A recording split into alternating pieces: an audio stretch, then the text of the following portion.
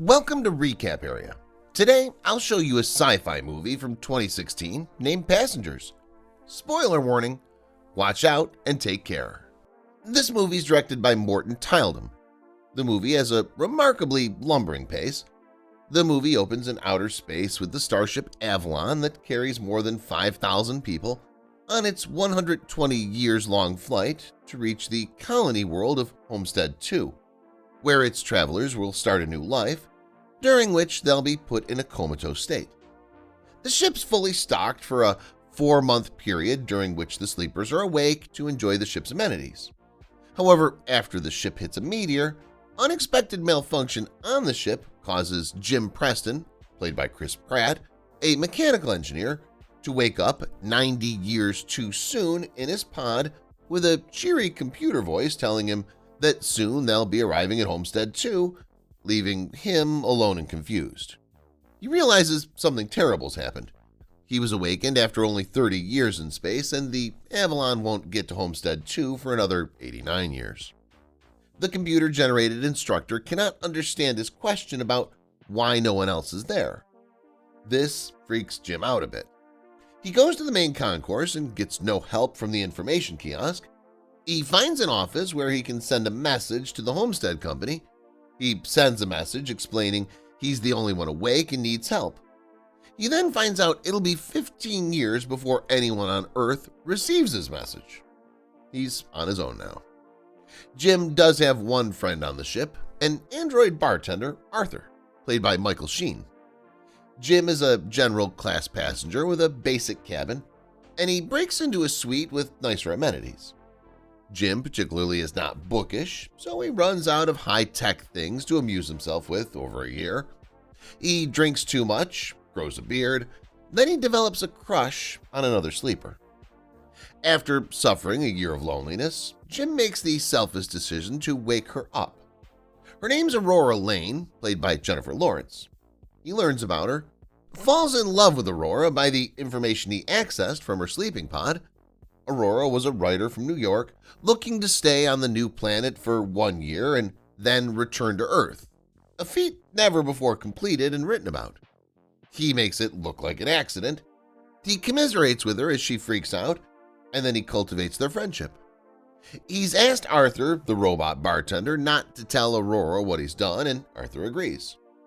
Aurora swims, runs, and begins to write her story.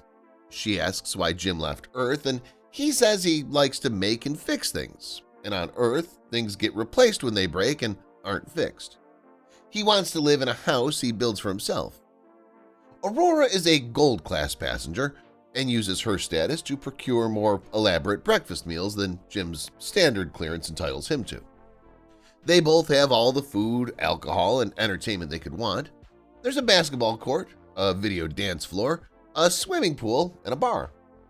But unless either Jim or Aurora manages to live another 90 years or so, this voyage is going to eat up the remainder of their existence, and they've got no one but each other to keep each other company. It starts to seem like things will work out.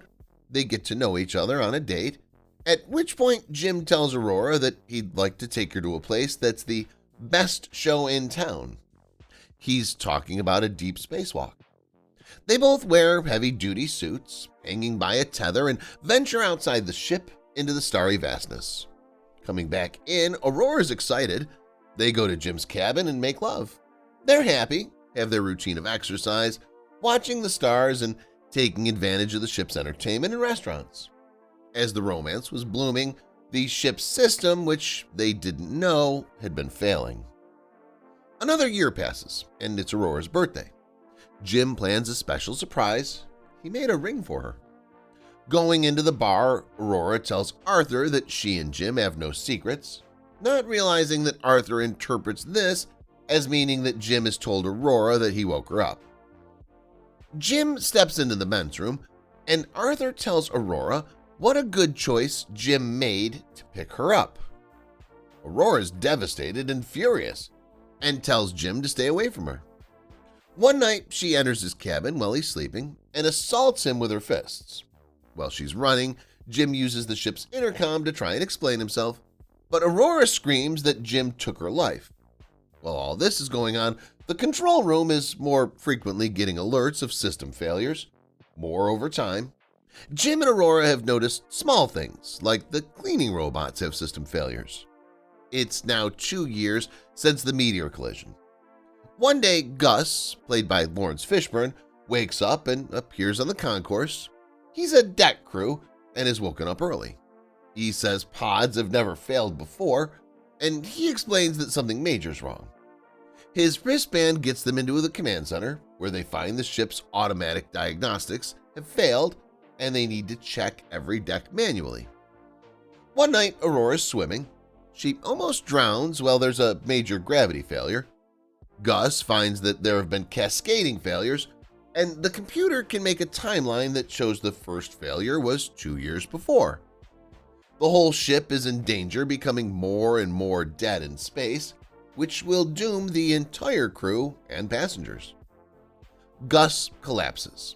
Jim and Aurora take him into the infantry and put him in the medical auto-diagnostic scanner. There are multiple necroses throughout his body and death is imminent. Because of the malfunctioning hibernation pod, he puts on his uniform and prepares to die, and gives Jim and Aurora his wristband so they can access the areas of the ship they need to go fix things. They find a hole made by a meteorite that goes through some critical areas. When they open one door, Aurora's almost sucked out because of the hole. Jim uses a liquid sealant to further seal the hole. The area pressurizes, and they learn that the fusion engine exhaust has to be manually vented. The manual override won't work. Jim has to get into a spacesuit and go outside to fix it. She helps him with the suit and says she wants him to come back because she can't live on the ship without him. He ends up having to go into the exhaust passage to open a flap, and it won't stay open unless Jim holds it open so that the manual vent will work. Aurora's desperate not to lose Jim, argues with him over the radio, but he goes ahead with it and tells her to vent the reactor. She doesn't want him to die, but he says that they'll have to save the life of other people, and she vents the reactor. Jim's pushed out, his tether breaks, and there's a hole in his suit. He tells Aurora goodbye. She runs to get into the spacesuit herself and retrieves Jim by grabbing his tether. But when they get inside, Jim is unresponsive. She drags him to the infirmary, and the auto doc says Jim's dead. Aurora uses Gus's wristband, and it works. He's alive, and she's relieved and overjoyed. Later, things are back to normal on the ship. Jim works on the auto doc and tells Aurora he found that using the command override, he could put her back in hibernation in the infirmary.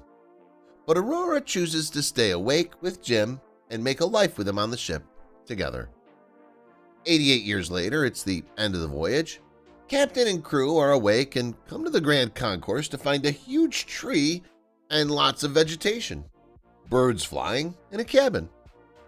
Aurora's voiceover is reading her story to the passengers, explaining how they made a good life on the ship while the rest were sleeping.